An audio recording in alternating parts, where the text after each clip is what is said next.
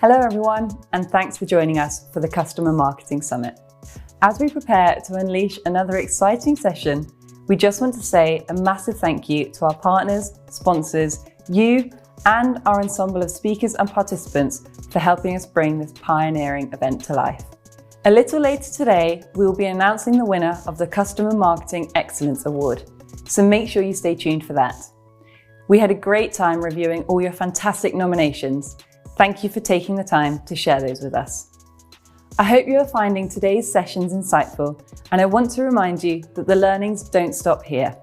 If you haven't already, you can upgrade your pass to include access to all today's sessions on demand. Or you can become a PMA member and benefit from unlimited access to exclusive templates, frameworks, and our entire back catalogue of event content. And remember, this is your chance to get involved. Please share your feedback and questions in the comments section for our speakers to answer. It really is that simple. Let's resume the sessions.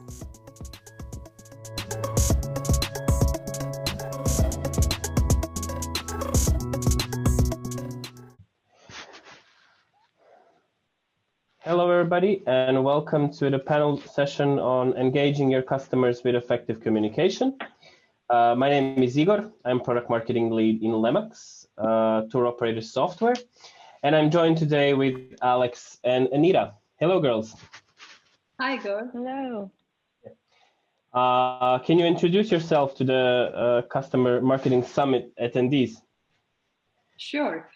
Hi, everyone. My name is Anita, and I'm based in Germany. I'm very excited and happy to be a part of today's discussion, and I'm looking forward to learning more from all the speakers as part of the Customer Marketing Summit, and also from my esteemed panelists, Igor and Alex. I lead product and customer marketing at Throughputing. We provide an AI-powered supply chain software that helps companies make better sense of their supply chain operations and gain end-to-end visibility for streamlining productivity and output. Very excited to be part of the panel today. And I am Alex Connors. Super excited to be here. Customer marketing events are few and far between, so I think it's exciting to see such a great group to talk about some of the challenges and things that sometimes I think get put on the back burner for some groups in terms of education and subject matter experts. I work for a company based in New York City. We provide application traffic management. So we work with some of the largest companies in the world, LinkedIn, Dropbox, Salesforce, to help them deliver the best application experience to their end users, which is something that I think we were all taking for granted until more recent months. So it's been an exciting year. Glad to be here. Yeah, I'm also very happy to be here with you. We have a lot of topics that we want to cover. This is definitely an interesting topic, and as you said, customer marketing isn't something that has a lot of events that go around them. So let's dive in with our session. When we were, doing preparations for this, and when we were talking on what we want to talk about, we all agreed on one thing in particular, and that is that companies often engage their existing customers into any type of communications just before the renewal period, and for the rest of the time they just forgot about them because they're here, they're happy. We agreed definitely that we need to make our products, services, whatever our companies and a lot of other companies do, relevant through the whole customer lifecycle, and not only when the renewal, 2 months before the renewal period comes. What are some other common issues that you see in customer communications? I'll start. I think Igor, adding to your comments, right? Like there's the challenge of talking to customers more consistently.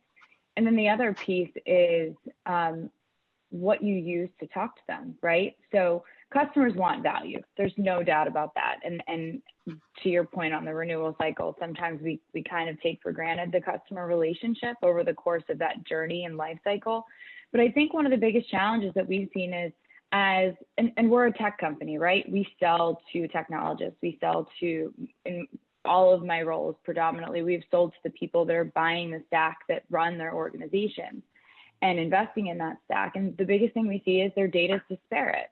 So where customers are communicating and functioning with us across different platforms, and we'll get into this in a little bit in the later discussion, but I think that's one of the biggest challenges, right? Making sure that you're communicating to the right people at the right time. And then also, I think, customers struggle with that difference between customer and prospect. So remembering that you already have a relationship with these customers, and sometimes companies, as companies are trying to grow and scale, there's not as much emphasis on continuing that customer relationship once they're deployed, right? You focus on new brands, new logos, new revenue opportunities for the business. But I think that, the combination of, to circle back, customer versus prospect, continuing to figure out how customers can extract more value. And then again, that data cleanliness and kind of data uniformity to make sure you're talking to the right people at the right time. Because if it's not, it's going to be very obvious to your users if you're talking to them in a way that everything looks like we just talked about this, right? So you need that level of trust and that level of almost accountability to say, we had this conversation, now let's move on to this one. So Anita, what about you? Yeah, I completely agree with most of the issues that you're speaking about. What probably I would also add is a lack of single source of truth in terms of so many different KPIs all internal teams use, so many different softwares that both teams are using. So how do you kind of centralize the goals and objectives and the metrics that we're using to measure? And how do you kind of obtain that single source of truth that tells you that what's the right information that you should be disseminating? I also agree with Alex's thought process in terms of a lack of understanding of the whole distribution mechanism as well. Oftentimes, there is a lot of emphasis when it comes to understanding what's a communication strategy, but distribution becomes primarily more like an afterthought. So how do you basically centralize and streamline and understand that there is not a lot of collision between probably what customer success teams are reaching out or marketing teams are reaching out or what product marketing teams are also reaching out for different purposes, right? So centralizing and understanding what's the right way to reach out, I think would be definitely one of the core issues. The second is really the information overload that typically ends up happening. So customers tend to receive lots of information from all of us. So understanding what information is really helpful for them and understanding and also kind of emphasizing the format and the medium, I think that completely varies across industries and verticals. So it pretty much comes down to the responsibility of product marketing and customer marketing teams to understand which sector requires what type of a communication and a distribution, I would say. Those would be my 2 cents in terms of adding up to more what Alex said. Igor, you come from a tourism sector. How is it different in your sector? Yeah, I would definitely say that if last year has taught us anything, is how important customer focus is. And yes, of course, you need to scale the business. You need to focus on new growth. You need to focus on the acquisition. But a lot of companies during the last year realized, including ours and including our industry, that when everything stops, you have to focus on them. And what we actually did in the last year, we intensified our communication with our customers on so many levels. We had weekly meetings with them. We had, follow-up sessions. How can we help you? What are you doing? Where are you right now? What is happening in your area? Because we also have global customers.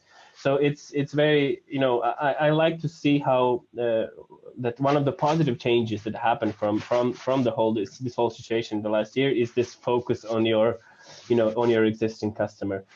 So definitely, I would agree here. And the trap that we can fall into right now is what Anita, you said, is the over communication. And now we have to be careful that we are not spamming our customers from 10 different channels and sources from the same company, because that can have a definitely negative effect. And maybe to add on to that, what besides, how I said that we were having weekly sessions with few of our customers, what are some other communication techniques that you guys use to engage your existing customers? Sure. I mean, so yeah, I was going to say, Anita, why don't you take this? Because your industry is so different from what a lot of people are used to in manufacturing, right? So I think everyone will really get a lot from you starting with how you guys are engaging your customers, because I think your customers are a little bit different than most people's in that way. Yeah, absolutely. I think I kind of have a little bit of mixed experience. So I've also worked in sectors like high tech, where there's a lot of sophistication in terms of adoption of communication channels, in terms of formats and mediums that typically work quite well. Currently, I'm working in an industrial setup where the majority of the customers is slightly different when it comes to digital technologies, and also their preferences are completely different. So I tend to work closely with my customer success team to understand, how do we kind of engage better with customers?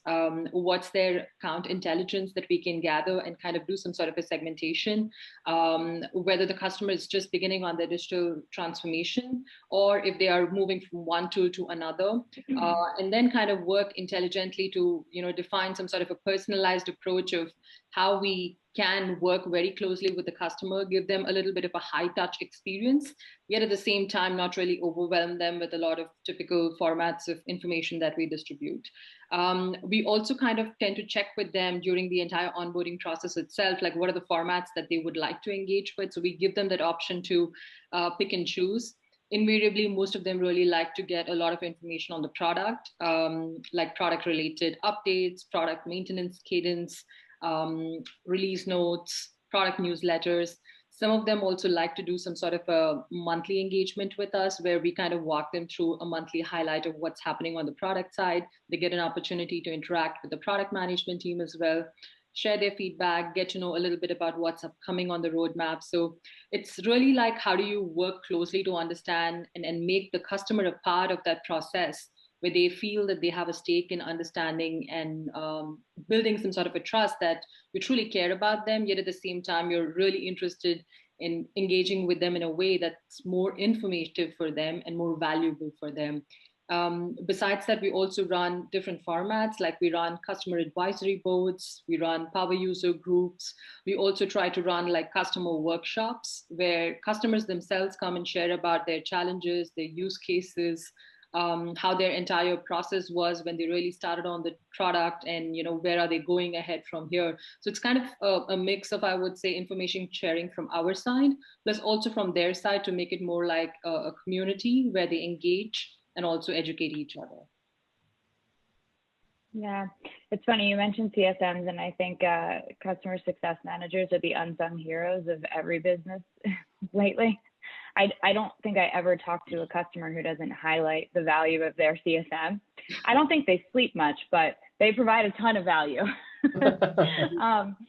In context of, adding to that, right, one of the things that is a blessing and a curse that I see with a lot of our customers is obviously email has always been a mechanism for communication, right? But a lot of them are now on Slack. So how do you ensure that all of the different assets of content that you're delivering to customers is also consumable in a Slack or a Teams or whatever, channel that customers are interacting with your team?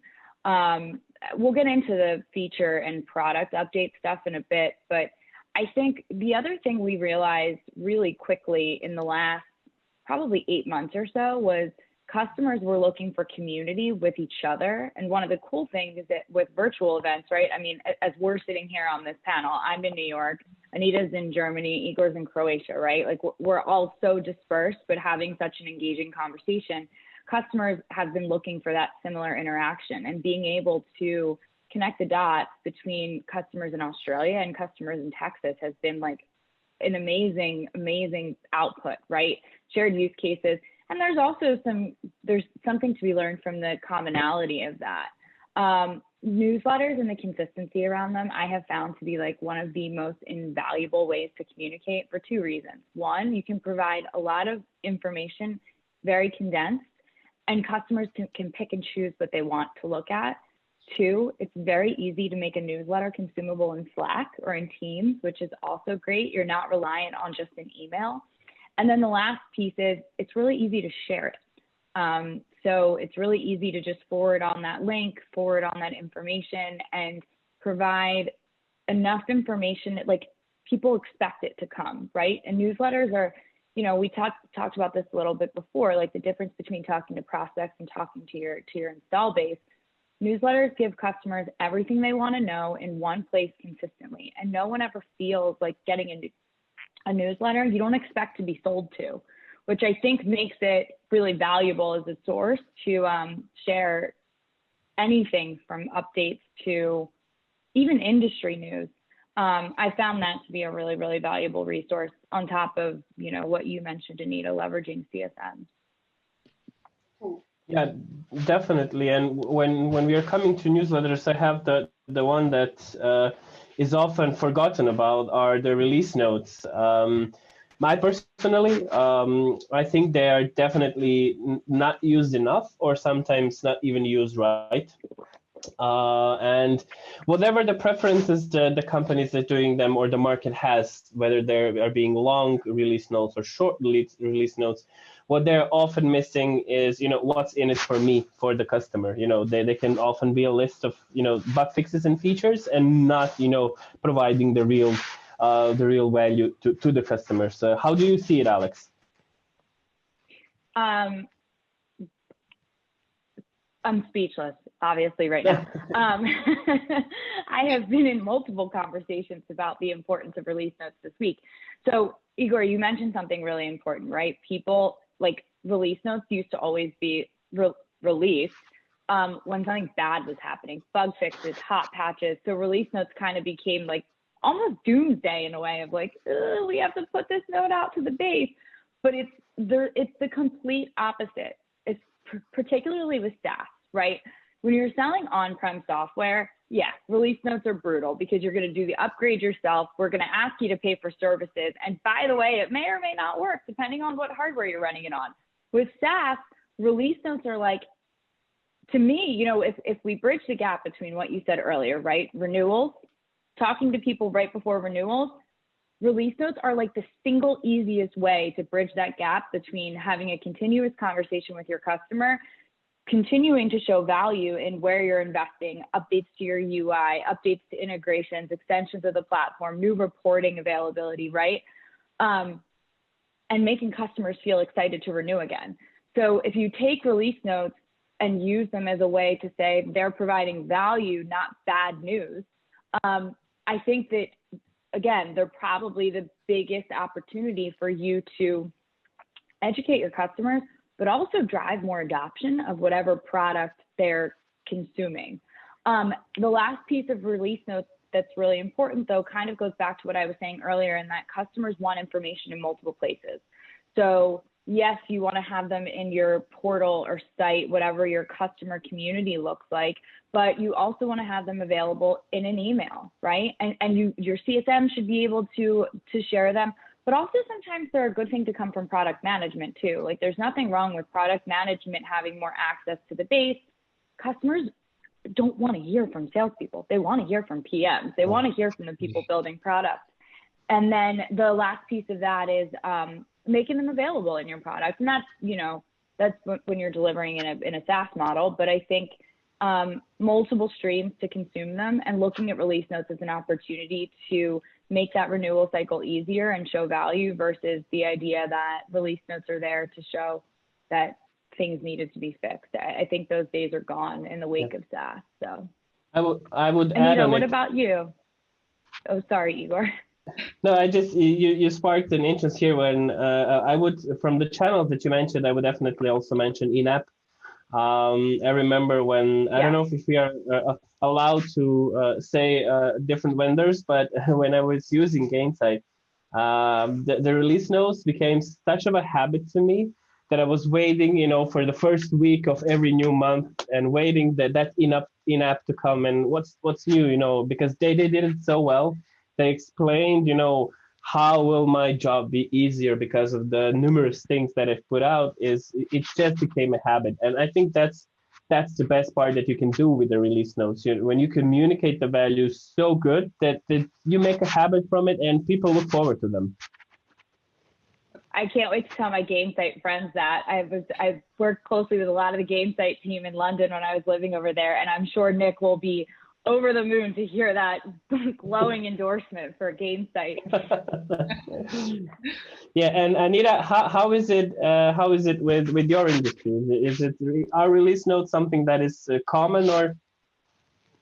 No, I think in the industrial sector, it's not really very common. But with the increasing adoption of digital technologies, and as more and more manufacturers get familiar with how there are some hidden benefits of looking at some of the adoption of the digital technologies and using data in general to understand what's going on, I think they are slowly moving towards looking at some of the best practices that SaaS and high tech has been building over the years. Personally, for me, I think as marketers also, we have evolved a lot, right? I mean, we don't really just work on content or PowerPoint and presentations, but we ourselves are really looking at a lot of different products. And when we are working day in and day out, I also myself like to check in, like, what's changed today in the product that I'm using? Like, is there something that has enhanced or improved that I can kind of make my everyday experience a little bit more better? And I'm sure that's exactly the experience that a customer, doesn't matter like which industry, but in general also likes to do. So release notes in that sense definitely is one of the ways in which you show a commitment towards your product and the agile innovation that you're driving, and how you don't have to kind of overwhelm customers with a lot of rapid changes in one shot. But if you can kind of set that right cadence, which is like, if you're working in the sprints model, or if you're doing like a monthly rollout, whatever is the cadence that works for you, I think it acts like a good one stop where people can get to know and learn more about how can they make their everyday engagement more better. And of course, as we all know, when the engagement is better, the adoption is higher. The adoption is higher, of course, proving the value, and renewals become a lot more easy. And how to add on that? How does this differ from the other focus, the focus on prospects, and how does the communication toward your existing customer differ to the communication that you have to your prospect? Yeah, I would say trust is probably the biggest one, right, Anita? So your prospects don't know you, they don't know your brand, and they've maybe heard about it from a third party or by consuming some kind of content. But once you have that trust with your customer base and that understanding of their challenges, apparently this is CSM or CS tool shout out day. I was reading an article on client success, this blog yesterday about empathy. And I think that's the difference with customer communications versus prospect communication. The understanding that, like, we know your challenges, you trust us to be your partner, right? Looking at your customer as partners and not as just another number or another user is really important in how you're communicating with them and the delivery of information that you're delivering to them. Anita, I'm sure you see similar experiences. Yeah, absolutely. I think when you're about to get a customer, it's really more about winning trust. And once you do get the customer, it's really about how well can you retain the trust. So trust is definitely the cornerstone piece of how we need to really drive this. But really, it needs to kind of talk about the value and under different topics and lens in terms of what's the potential engagement, what's the potential ease of use, what's the potential impact, and as much as possible that we can tie different siloed perspectives of the key jobs to be done for customers into a single tool. I think showcasing and helping them get their jobs done faster, better, easier becomes a lot more easier for sure. Yeah, definitely. What other channels? I've mentioned in-app in our previous discussion. I personally see it something that is not used enough, and I can kind of understand. I think that it has a stigma because of all of the web pop-ups that we are bombarded with ads and everything. But they shouldn't have. I mean, it's a very, very powerful tool because you're targeting your customer, at the time he's using or she's using your tool, using your solution. And if you combine that with some analytics, you can even, target them to make sure you're not interrupting them in the work they're doing. You can do it as soon as they log in or before they log out and similar. What other channels do you see being, underutilized?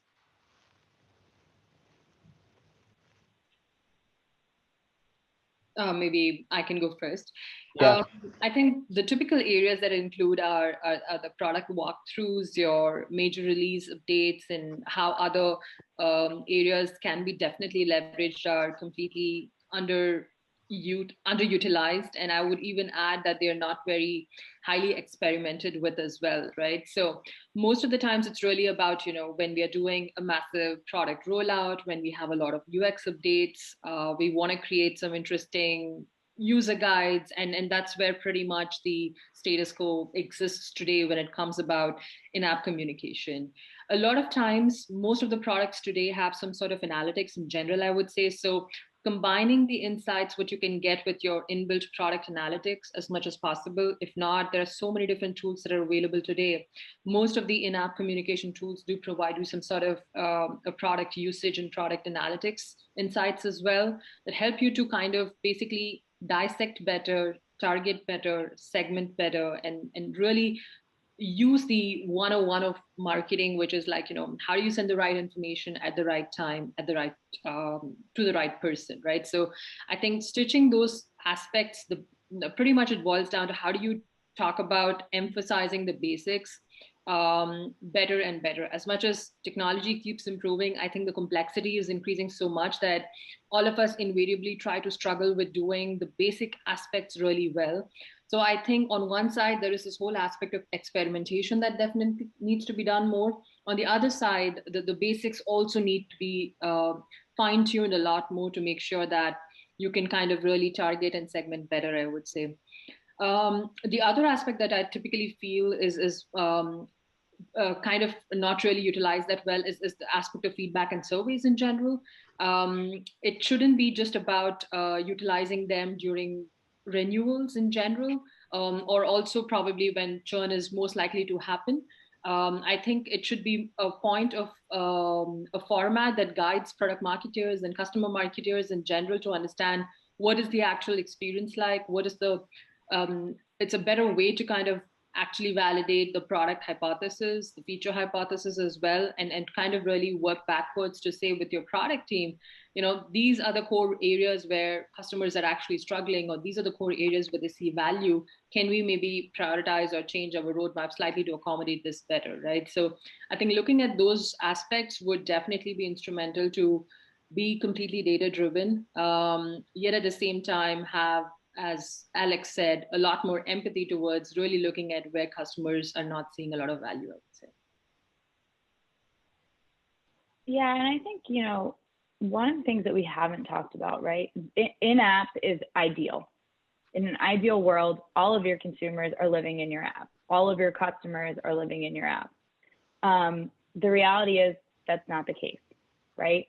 As much as we would love for that to be the case, we probably wouldn't have jobs if it was. You wouldn't need customer marketing if customers were that obsessed with your product, right?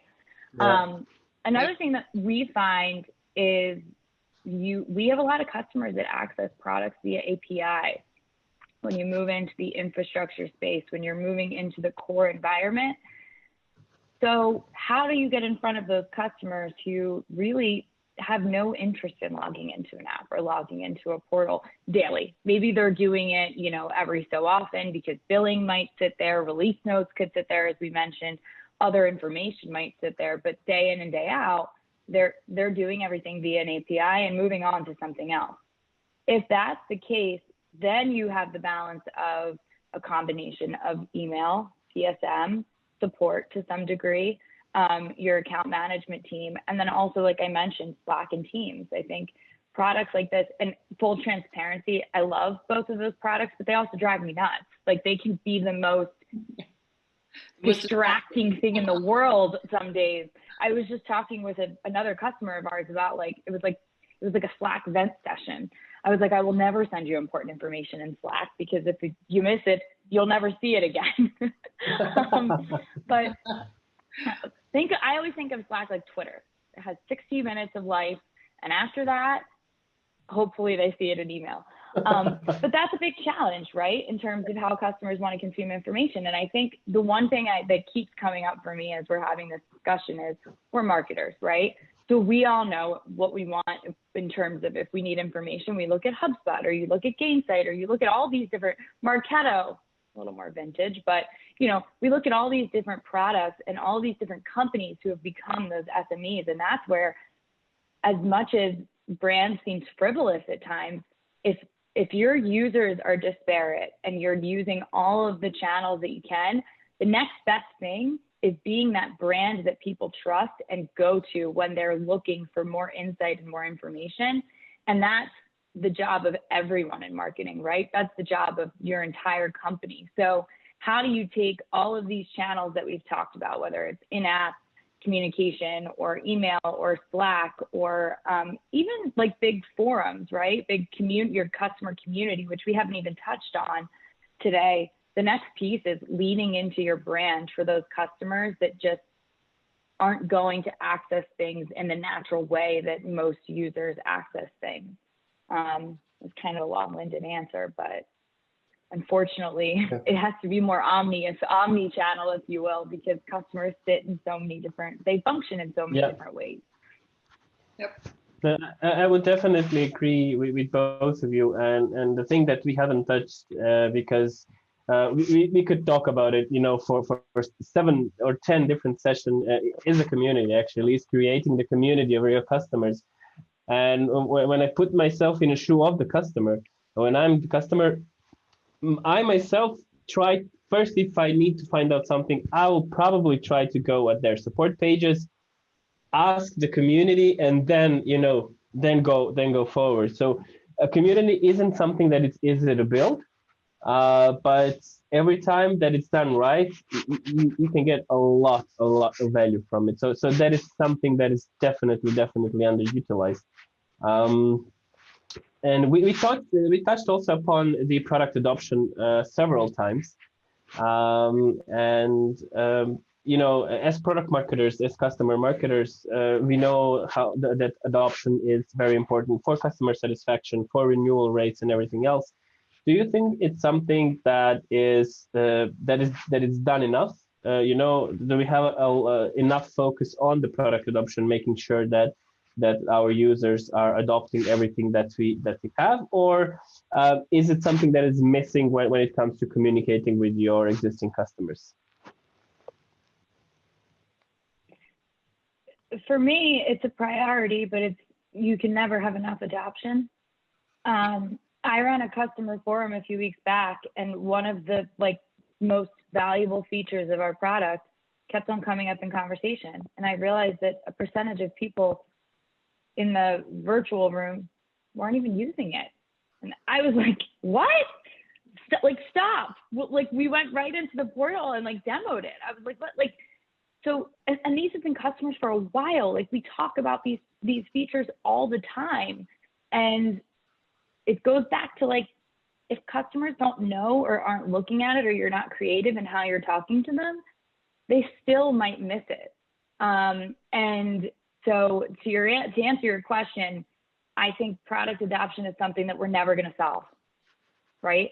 We're never going to solve it. If we did solve it, companies wouldn't have tech debt. I mean, how many products have you seen? How many times do you have a company spend? In a previous role, I was working with a company, one of the biggest banks in the world, and they spent close to $1 million on products that sat on the shelf. They never deployed it. So wow. How do you, please, I can't even talk. Clearly, I'm still not over it. But how do you get customers to say, because they buy to solve one problem usually, maybe two, not knowing that there's 5 other problems that your products can help solve, or your team can help solve. So that continuous taking a step back and saying, Do our customers know all of the problems that we are able to solve for them? Or there's the other piece of it that customers have challenges that they don't even know, right? And that's where bringing other customers together to talk about their challenges is probably the most invaluable thing you can do for product adoption, because so many customers don't know these challenges exist until they hear it from another person that has that issue, right? And Igor, I think it goes back to what you were saying earlier around community. Like, this is where communities are really, really helpful with adoption, because it's where people don't, I mean, I'm a phone person. People make fun of me all the time because like text, email, like I call you, right? And I know everyone rejects phone calls now, but that idea of a place to go where you're looking for more information when you're trying to solve one problem, it's like the rabbit hole of TikTok, right? And how do you make your content valuable? Because people don't want to call support people. They want to go to a community. They want to go to a knowledge base. They want to go to a help center. So having more adoption-like information in those places can help solve that problem. And then taking that content, and I see customer marketing as the mechanism to disperse that content, right? Dispersing that content from where it lives in your community, on your site, in your support portals, so on and so forth. But Anita, this has to be a challenge for you, because the industrial world and using AI is in some ways very far ahead, and in other ways very far behind. So what does that adoption look like for your team? I think the adoption is completely different. I think the only thing that's common is definitely, yes, we do want to drive a lot of adoption, but it dramatically depends on what's the digital readiness of customers, I would say, right? As much as we are all having different priorities, internally speaking, right? There is a whole analyst relations engagement that's coming up. There are some 10 different features listed there. So you're pressurizing your product team to say that, hey, what are the items that we can check in, and, how do we kind of score really well there? Then there is this whole agile sprint methodology that's there in terms of, on a bi-weekly or a monthly basis, where you're trying to really roll out a lot of features. And then on the other side, there is this whole aspect of customers who have different maturity, different adoption, different ways in which they're trying to solve, maybe to some extent, similar problems, maybe completely diverse problems, right? So I think it's extremely tricky in general to understand that how do you take a customer from a spreadsheet to an AI versus a customer who's really, just getting started in terms of moving from a lot of hard copies to spreadsheets, then to AI, right? So it's like a whole different curve that I'm talking about. But in general, I will have to agree with you that as much as I can relate so much of my pains when I talk to you and Igor and a lot of other people as well in the Customer Marketing Summit, I'm sure my customers will also be able to get a lot more trust when they relate to their peers. So I think adoption going forward to a large extent behind the scenes, these tools and products will be helpful for us. But for them, personally speaking, their peers are the ones who will be able to instill what are the additional things that they can do with the product. So getting that validation from their peers who are using our products, I think would be the way to go forward, at least in my sector. Yeah, Anita, I work with companies that are so far ahead of the curve in terms of technology, and they still use spreadsheets. They just use Google Sheets sometimes. But I am continually surprised by the number of people who have, like, companies and teams who have, like, business critical information that lives in spreadsheets. But, again, goes back to it keeps us all employed. So maybe we're not ready for it to totally go away. Definitely. Well, I mean that Igor's sector is really advanced, given all the one-on-one things and recommendations and everything amazing that goes on in the travel sector. How's it, Igor? Like, tell us a little bit more about it. One would think, right? I was personally amazed. So I studied tourism, actually, and I didn't work in the tourist industry since I graduated. And when I joined my company a year ago, and when I started talking to the customer, I was really shocked, to be honest, how many of them are, not only on spreadsheets, a lot of them are still pen and paper. And one of the reasons, which is opportunity for us, is there's not a solution up until now, of course, on the market that could, make all of those very, very complex processes, between several different tour operators, agencies that are collaborating on one trip for, one person, to make it, go digital. And we'll literally have customers, when I was talking to them, that they said that they had a pile of papers with contracts on the right of them and the request from the customers on the left of them, and then a pen and paper, then okay, I look at the price in the contract and I write it here. So yes, product adoption, when it comes to our industry, the curve is, it's very steep, because they move from pen and paper spreadsheets to something more advanced. But what I realized, not only here, but let's say I confirmed it again when I started working here, is product adoption. It's often considered something product management, product marketers should do, but it's a team effort. I know it sounds like a buzzword, but it's a team effort, because the product and product marketers should track track how is adoption going and which parts of the tools or product are not being adopted, not being used. And you have to have the CSM to train the customer, to ask the customer, for the feedback while they're not using. It's the whole loop, and then you tie in the release notes and in-app and everything else. So definitely, it should be a teamwork. As I said, it sounds like a buzzword, but trust me, it's not. Get everyone on board. And we really do see improvements when when a lot of people from the same company and the customer from the outside start thinking together about adoption. So that's definitely an advice I would give to anyone who's even remotely thinking, is the product adoption an issue for me at my company? Totally agree with you. Can't underestimate the internal alignment for sure. Yeah, definitely. So we are running out of time. As much as we're enjoying this conversation, what would you say for your closing notes for this session? Is there something you're looking forward to?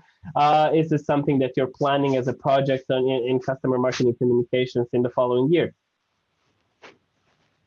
Maybe I can start. I've actually just started a new job this year, so I'm heads down and really excited about rollouts of a lot of the topics that I discussed with the two of you here. Besides that, I'm looking at two personal goals for me. One is to be able to talk to one customer every week, and on a monthly basis talk to one of my peers outside of my company, who are to learn and kind of really understand better what's working for them and what's not, and how are they using different tools and technologies and communication formats to see what are some of the best practices that's working for them, how I could incorporate in my sector. So those three would be the personal goals that I'm trying to do, I would say. So now you can tick 2 months in advance, since you talked to both of us now.